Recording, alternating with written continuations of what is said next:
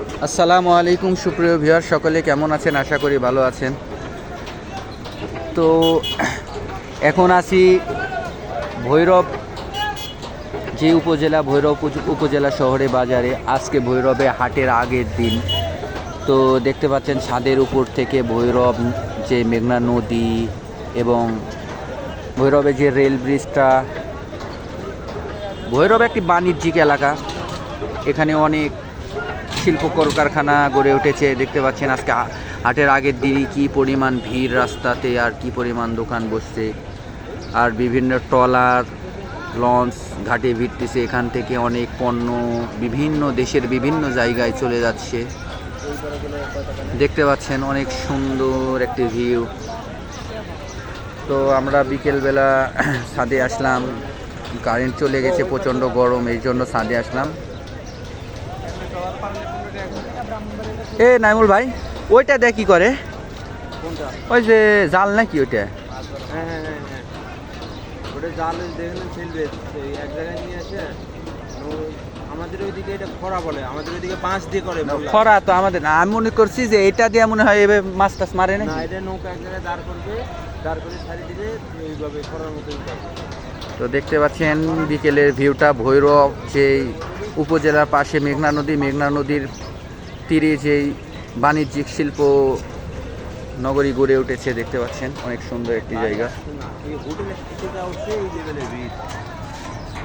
যেই পাশেও দেখেন কি পরিমাণ।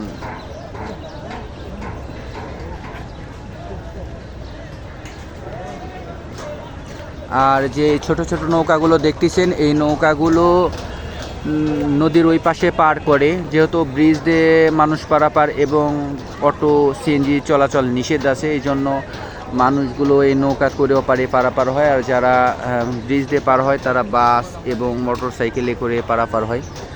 তো দেখতে পাচ্ছেন এই 15 টাকা করে নেয় নৌকা থেকে। ওই পাশে হচ্ছে ব্রাহ্মণবাড়িয়া জেলা, এই পাশে হচ্ছে কিশোরগঞ্জ ভৈরব, ওই পাশে ব্রাহ্মণবাড়িয়ার আশুগঞ্জ উপজেলা আর এই পাশে হচ্ছে ভৈরব কিশোরগঞ্জের ভিতরে পড়ছে। আর স্পিড বোট দেখতে পাচ্ছেন, ছোট ছোট স্পিড বোট সব ঘাটে ভিড়ে আছে। তো যারা ভৈরব ঘুরতে আসেননি অবশ্যই ঘুরতে আসবেন। অনেক সুন্দর একটি বাণিজ্যিক এলাকা, অনেক সুন্দর, অনেক কিছু জানার এবং দেখার রয়েছে। যারা বাংলাদেশের বিভিন্ন জেলায় রয়েছেন তারা অবশ্যই ভৈরবে ঘুরতে আসবেন, আশা করি ভালো লাগবে।